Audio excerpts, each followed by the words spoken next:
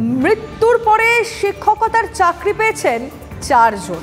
না ভূতেরা কি আসবে তাহলে পড়াশোনা করাতে? না, আমরা তো সেসব জানি না, শিক্ষা পর্ষদ সেসব বুঝবে।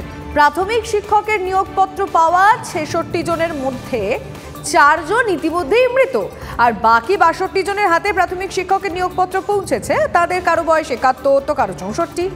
এমন ঘটনায় হুলস্থুল পড়েছে হুগলি জেলায়। 20 ডিসেম্বর আমাদের সৌমেন সেন এবং উদয় কুমার যে জাজমেন্ট দিয়েছেন তাতে আমাদের নিয়োগ পাঠিয়েছে, আমরা জয়েন করেছি। এখন কি স্কুলে যেতে পারছেন? না, স্কুলে যেতে আমাদের বারণ করেছে। চেয়ারপারসনের কাছে গেছিলাম, উনি বললেন আপনারা এসআই অফিসে জয়েন করুন। এখন আমরা চাইছি আমাদের যে ওই কম্পেনসেশন যেটা অশোক দাস অধিকারী অর্ডার দিয়েছিলেন, আমরা ওইটা হলে পরে আমরা সন্তুষ্ট। পেনশনটা হলে আরও ভালো হয়, কারণ আমাদের ফ্যামিলি বাঁচবে। আমাদের তো সর্বশান্ত হয়ে গেছি আমরা কেস করতে করতে।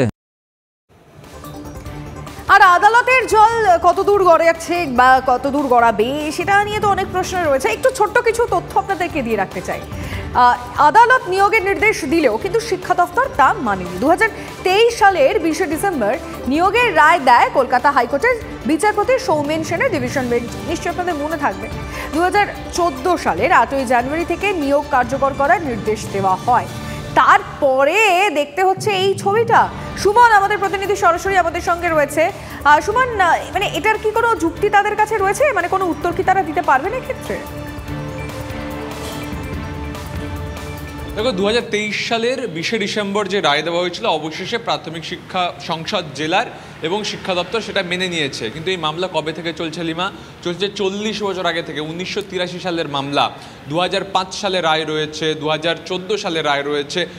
মানে আমাদের স্কুল শিক্ষা দপ্তর এবং হুগলির জেলা প্রাথমিক শিক্ষা সংসদ নির্দেশ থাকা সত্ত্বেও তা কার্যকর করেনি।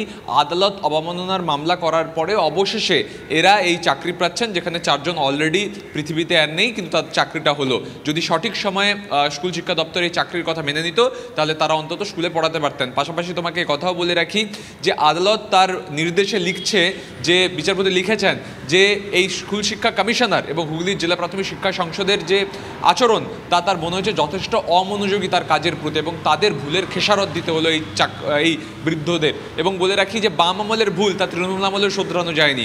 বাংলার শিক্ষার এই পরিস্থিতি, এখন যারা এই রাস্তায় বসে আছেন ধর্ণা অবস্থানে, তারা বলছেন অনেকে যে তাহলে কি তাদের অবস্থাও এরকম হবে? মামলা লড়তে লড়তে তারাও গিয়ে হয়তো 71-এ চাকরি পাবেন, সেই প্রশ্ন উঠে যাচ্ছে।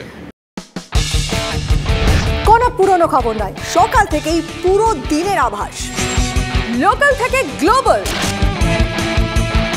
ঘটনাস্থল থেকেই রিপোর্টারের মুখে শুনে নিন আসল ঘটনা। দিন শুরু করুন TV9 বাংলার সঙ্গে।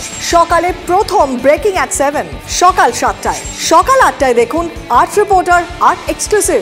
নিউজ এক্সপ্রেস at 9 দেখুন সকাল 9টায়। 10 খবর 10 রিপোর্টার অন দ্য স্পট সকাল 10টায়। লোকাল টু গ্লোবাল at 11 দেখুন সকাল 11টায়। দেখুন morning super prime time TV9 বাংলায়। TV9 বাংলা না দেখলেই নয়।